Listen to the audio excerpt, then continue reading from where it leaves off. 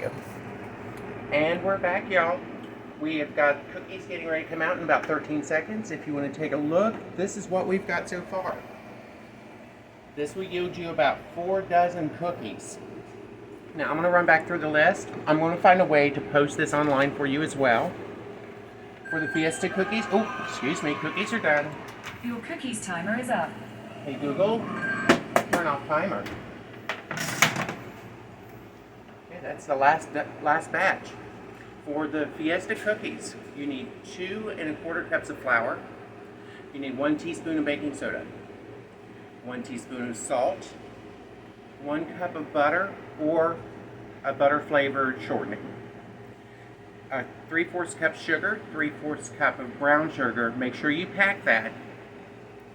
A teaspoon of vanilla extract. If you want a little bit extra flavor, a teaspoon of coconut extract as well.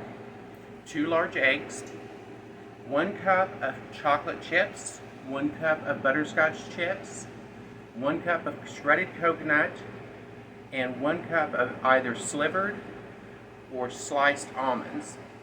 Again, you're going to bake this at 350 for 10 minutes after you've mixed all the ingredients together, and your family's going to love them. I hope you enjoyed this, and I will find a way to post this online for you as well. I know my partner, he absolutely adores these cookies and argues with me about giving them out to friends and family. And there is our Demona. I hope you guys enjoyed this, and I will see you on the next one. Blessed be.